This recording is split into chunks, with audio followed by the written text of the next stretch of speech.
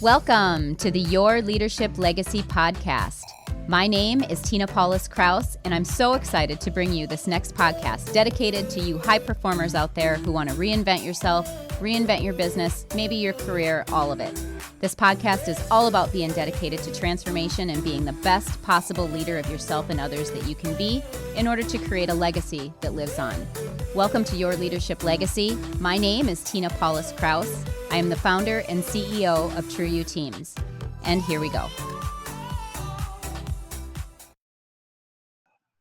Hi, everyone. Welcome to Your Leadership Legacy. My name is Tina Paulus-Krause, and I am super excited today because we have a guest on the show, Tim, who really has a lot going on in the leadership space and stuff like that. So, Tim, I'm going to ask you to introduce yourself and tell us a little bit about your background. Okay, not a problem. Well, hello, everyone. I'm Tim McMurtry II. My dad is the original McCoy. I'm the F2 version. Background really is in personal development, public relations, and things of that nature. Currently, I serve as community relations manager for Employ Milwaukee, which is the largest workforce development intermediary in the state of Wisconsin. I also am president and founder of Tim McMurtry International, which is a business consultancy specializing in personal development, government relations, and corporate and community outreach. And I am excited to be, part of this leadership cohort. I'm excited to share and looking forward to just sharing a couple different things that I think can be helpful to others as they have been helpful to me and shaped, how I do things currently and how I anticipate continuing to do things moving forward. Yeah, that's amazing. I'm so excited to kind of hear some of that, right? So the name of the show is called Your Leadership Legacy. So when we talk about leaving a leadership legacy, what does that mean to you? A couple different things. I'll kind of whittle it down to kind of a twofold type of deal. Number one, it means how people have thought about you from the leadership capacity, not just from the title of this person was my boss, but this is the type of environment this individual created for me to work on their team. So one, what type of feeling or emotion does a person get when your name is mentioned as it relates to being a leader? And then number two, I think it's important that the legacy kind of sets the stage for others to emerge to be leaders themselves. It's one thing to give direction, to give directives, to tell people, what to do and remind them that, hey, I'm the boss.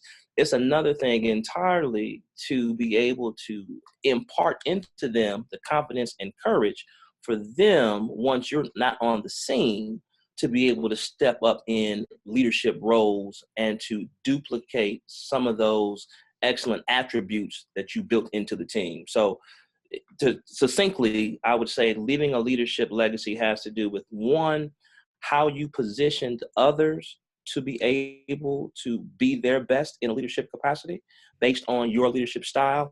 And number two, what type of emotions are evoked when people hear your name after having worked up under you. I think those are two key elements to leaving a leadership legacy. Yeah, I love that. So when you say how you position others, because what I hear you saying is like building, like a really good leader is a leader who builds other leaders. And so when you say positioning, what are some of the things that you've seen in the past that leaders do to position that? Sometimes leaders, I'll say they hoard the shine. And what I mean by that is that when there are, let's say, conferences or speaking engagements or opportunities to lead out in a group meeting, that leader always feels compelled to be front and center. Mm-hmm. And that doesn't give the rest of the team an opportunity to play in that space. And so one of the ways that you can help those that you are leading be prepared and get opportunities is give them an opportunity to lead. Some years ago, I was talking with someone, and this was, I think, a ministry-related piece, and it was talking about students. And the person said to me, he said, well, Tim, if we're raising students to be leaders, we have to give them opportunities to lead. That may mean they might make some mistakes. That may mean they might drop the ball, but that's part of the process of learning. So practical examples could be if there is a presentation that has to be done, a PowerPoint before some major group, or you're doing some client prospecting, this is a client you're trying to land.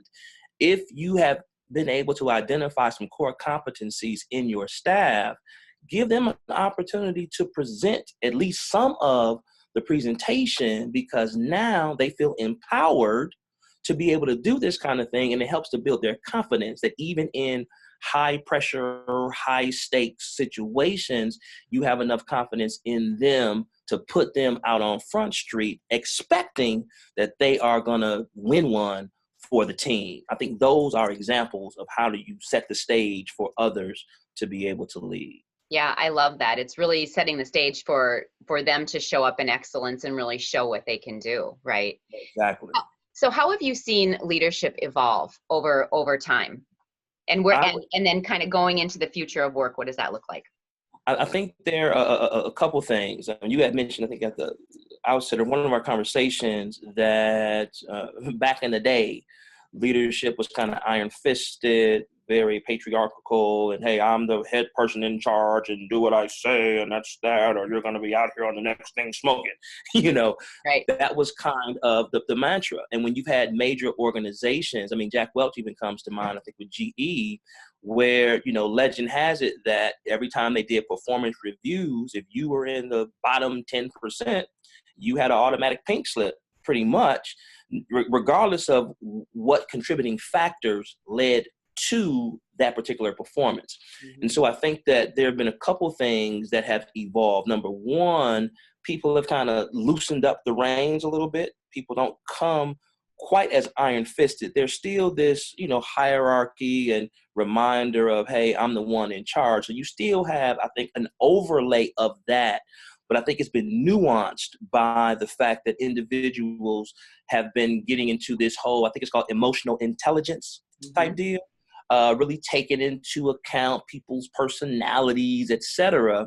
And then with each successive generation, from boomers to Generation X to the millennials, the Generation Z, there's been a different makeup of the workforce as well, which has also necessitated some adjustment to leadership. I was at an event that was put on by a major foundation here, and it was called Around the Table. So all of the community, there were hot topics that were brought up, and you went to a particular site and you were around the table with 10 to 12 different leaders in different sectors, and you discussed different things, be it education, be it transportation, be it crime, whatever the situation was. And our topic happened to be the developing workforce. And a major architectural firm here in the city, one of their principals was at our table as one of the participants. And what she mentioned was, these days with millennials, they come in. She was talking about her particular work staff. I don't want to disparage the entire millennial nation, but she was giving an anecdotal example of her workforce. She said the thing we found was that, just a few years ago, back in, let's say, the 80s or the 90s, individuals would come in expecting to pay their dues, come in at a certain level, and after a certain time of demonstrating they were, rock stars, they had a gradual upward trajectory into increasingly, leadership, pay, all of that, roles. But nowadays, she found that some folks would come in expecting from day one to be in that upper echelon, and that's a different mindset. So at first, they used to be kind of heavy-handed with, hey, what do you think? Who do you think you are? What are you doing? This is that. But they had to adjust because they even saw the emotional reaction to those staffers. They will become sullen, broken, quite frankly, because as they were growing up, they might have been in a situation where their home life, had helicopter parents and everybody got a participation award. And if you just showed up, And that wasn't how we were raised. We were raised that, hey, if you win first place, you get the first place trophy. Second place, third place. And anything other than third place, guess what? You're going home without any hardware. And if you want to be rewarded, step your game up and work and get better. So all that to say, the evolution of leadership has been one where those who are being led, their style, their temperament, their personality seems to be taken more into consideration by the leader, more so than in times past. And I think that has been something that has been a change, and it is currently still evolving to see what the optimal relationship between, hey, I'm giving directives, deal with it or leave, or hey, how can I help you understand this? So how can you be firm with a velvet glove? I think is what I'm essentially trying to say. But I think that's how it has evolved over the years. From heavy-handed, do what I say, that's it, my way or the highway, to, okay, how do you feel about this? And how can we work in such a way to where I know I'm still the authority figure, but I really value your input, your temperament, your personal disposition in how we engage this relationship. I would say that long-windedly is the way that leadership has changed and evolved. No, I think that's great. I think that's an amazing example, because now what's happening is now you've got all these generations in the workforce trying to work together. And, you know, the leaders are probably the ones who are the more tenured ones, and millennials are coming in. And at the same time, we've got this connected world that's happening. We've got information coming at us in all directions, right? It's like the whole landscape for leadership has changed. And so, I'm sorry, go ahead. No, I was just saying exactly. You can go ahead. Yeah. So what are some of the things when we think about workforce, because that's kind of like, that's your background and that's what you do every day, workforce development. What's like the biggest challenge? And I know you just kind of gave that example, but what are a couple of other things that you were seeing when we think about the workforce and what's happening today? Off top, there is this notion of skills gaps. We see an evolution of work product, and worker has been a little bit behind the curve in keeping up with the commensurate skill sets. And on its face, it seems like it's this major chasm, but in reality, it just requires a slight adjustment. For example, during the Reagan years, and probably beginning with the Reagan years on up until very, very recently, there was this push of, students, college or bust. And getting a college degree was, kind of the pinnacle of, hey, I've made it. I'm really plugged into the American dream. I've positioned myself to really, live my best life, live my life like it's golden, et cetera. And what has happened is that, when you have 100% of students, you have 10% that are, the Rhodes Scholars, National Honor Society, top 10. Bottom 10, hey, I'm only here because I don't want to be truant. I don't want, any drama, but I really hate school. Then you have that 80% that's in the middle, not a rock star student, but, not, a deadbeat either.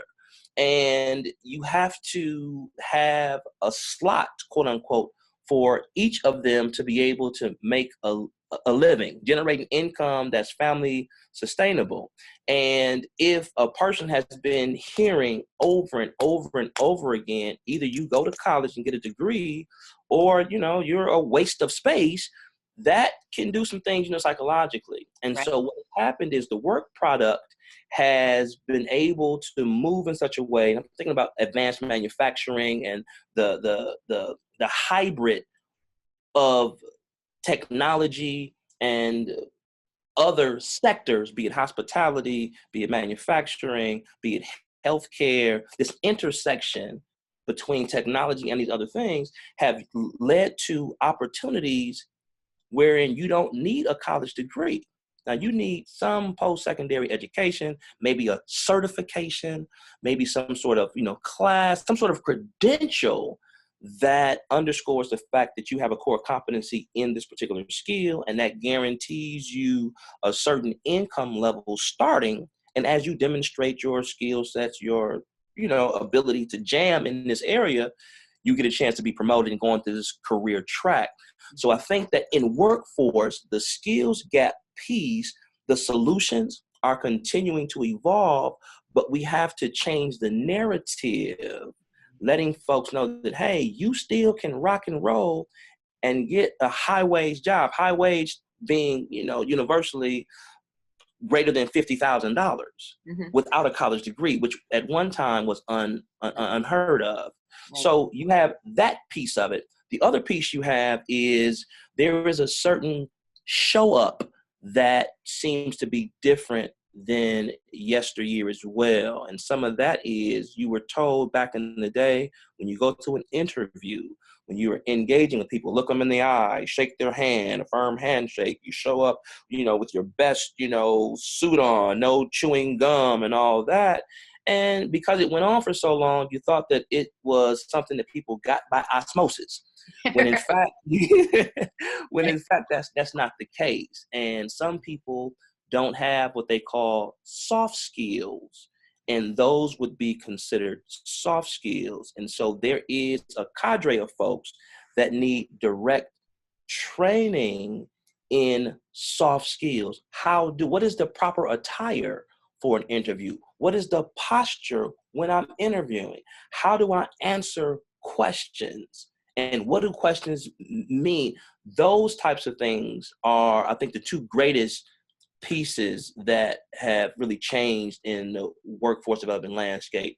This mixture of the level of education that you need that's tied to a family sustaining wage and career path, and the soft skills coming in, I would say, are the two biggest factors in workforce development that we're dealing with now. Right. I have to imagine then when you talk about kind of some of the stuff that you're doing in the personal development space, what you just talked about, was that kind of what led you into doing some of that work on the personal development side? Yeah, it was. Prior to, even launching, my business consultancy, I was chief of staff for a city council president. So I worked in, government.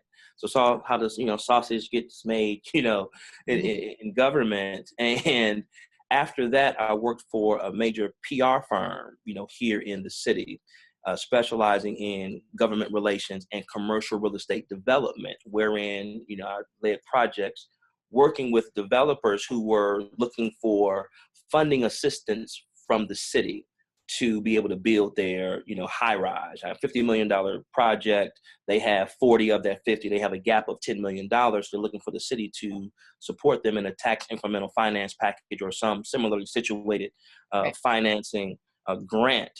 And so it was during that time that I began to see language, behavior, there are different nuances. The developer would come to, let's say, the government official with their fists balled up. Hey, why don't you just give me this or give me that? And the elected official was like, hey, man, I have the bully pulpit. I don't have to give you anything. Demonstrate to me why this is a worthy product and why this is for the greater good of the community, since we'll be using these, taxpayer dollars. So that piece gave me, okay, people, this language thingy, is important. And then in working with individuals, I've been involved, with ministry as well. I've seen just the intersection between these three. You have business, you have the faith community, you have government, and each one of them brings to the table their own lingo, their own attitude, their own vibe. But if you are in a situation where you need some assistance from somebody else, in whatever capacity that is, there are some adjustments that you have to make if you can't unilaterally make a decision. And in these areas, I've been in leadership, and people would come in, be it staff and City Hall, other leaders in, ministry, and even working with, these business entities. There were some commonalities that are unique to human beings, the human condition, Yeah, and totally. if you're able to exercise some level of dexterity between them, you're able to bring this value add. Hey, don't say it like that. Say it like this. Hey, use this language. You might not fully understand why that makes that big of a deal, but to this particular audience, that's going to send them a signal that, okay, this guy is relatable. I'll give you one common example just in everyday life. I went to a predominantly white high school, and we only had 14 blacks in my graduating class. And, we are in a, country that has had its history of racial issues. And one of the things that I began to notice, even as a teenager, was language was important. Yeah. So when I'm around certain groups, let's say, the urban friends, persons of color, is, hey, what's happening? How you doing? What's popping? But when I'm around my suburban, friends, i.e. white folks, I could say the same thing in meaning, but a slight variation in language. Hey, how's it going? Just by saying, how's it going, as opposed to what's happening, it helped with the chemistry with that particular, or just that little subtlety. So what that does is when you're bringing the right language to the appropriate audience, it helps to break down their defenses. Now they grow comfortable with you. And any audience, no matter what it is or where it is, if you can establish a level of comfortability as early as possible, you increase your chances of being able to work in a way that's mutually beneficial and amicable for both parties. Right, because you're building trust, right? You're building trust. Exactly. Isn't it crazy Exactly. it's crazy to me how no matter what subject we're talking about, no matter kind of where it goes, like it always can come back to communication. That's exactly Comes right. back to communication. Exactly right. Yeah. Exactly right. I'm sorry, go ahead. I would say it's a universal medium that is necessary and makes, all the difference. It makes all the difference. Yeah. So if I'm a leader and I'm listening to this interview and I'm stuck in some of the things that, like, I've heard you talk and I've heard you say, and I'm like, oh, maybe I am stuck in making decisions. I am stuck in moving forward in that way. What is the one piece of advice that you would give a leader in today's environment, knowing that we're like the future of work is here, right? I mean, our whole world in so many aspects has been disrupted and changed, and we're changing constantly and moving. What's the one piece of advice that you would give to a leader that's feeling really stuck and that can't get moving forward? I would, the one piece of advice, I think, whatever their situation is, if it has to do with motivating a team, trying to get the best out of, your staff, I would make it a point to be very, very generous in giving out accolades. You'd be surprised at how many workers feel underappreciated. And when you open up with that, it does two things. Number one, it acknowledges the value of the staff member, no matter where they are on the totem pole. When you give complimentary types of communication on a regular basis, that helps them feel valued. Number two, when an individual feels valued, they will go out of their way to want to do their best for you to help you look the best. You don't want people working for you that obey your commands just because you are the authority figure. You want people that want to obey you or work with, so obey might be too tough a word. You want people that are excited to work with you because of the way you treat them. So if you can get people to be compelled to want to work with and for you because of the way you treat them, they will give you more than what they would do if your relationship is simply, I'm the boss, you're my subordinate, do what I say. Yeah. And that's key. So first person, if you're stuck somewhere, begin by going into their office, saying good morning to them, and just kind of, hey, you really did a great job on that last project. Hey, I just wanted to tell you that you've really been rocking this last month or two. Just give them a compliment right there. And the second thing I would say is every time you engage them, don't let it always be an assignment. I'm coming, hey, what's the status on that project? Hey, what's the status on this? Did you get that finished yet? Did you send out that email? Did you make that call? Come in there, find out how they're doing, how, go beyond just how was your weekend or how the weather. Ask them about them. Questions like, well, hey, what's your favorite color? What things do you like? If you can just snap your finger and be anywhere in the world today, where would you be? And what that does is that connects to the human piece. And I don't know how it happens. Just like I don't know how eating Brussels sprouts and broccoli and all that kind of stuff give you the right kind of nutrients in your body. I just know it works. I just know it works. Yeah. Well, it's finding the good, right? Exactly. We focus so often on the bad and what's not working and all that. And just like when you focus on finding the good, it's amazing how it transforms relationships. Indeed. Yeah. Indeed. Tim, I honestly feel like I could talk to you for like 3 hours about this subject, but our time is like already done almost. I know that we don't have a specific gift nailed down yet, but I know that you're working on one. And so when we send this out, we will explain what that is, but just know for anybody who's listening that Tim has some amazing stuff coming out for us. But you're a real inspiration to me. I love what you're doing. I love who you are and what you're about. And I thank you so much for taking the time to be on today. You're amazing. You are very, very welcome. I appreciate those kind words and accolades. It's really my joy and pleasure to share, with you. And you've been a great host. And hopefully I've shared some information that can be beneficial to some of your listening audience. Yeah, this is amazing. So that wraps us up, you guys. This is Your Leader Legacy. We have another amazing episode coming out tomorrow. So make sure that you check your inbox to see that. So thank you, Tim. And we will see everybody later. Thank you. You're welcome. Adios. My name is Tina Paulus-Krause, and I thank you so much for tuning in. I hope you enjoyed the show. Check out our programs and events at trueyouteams.com. And until next time, make it an amazing day.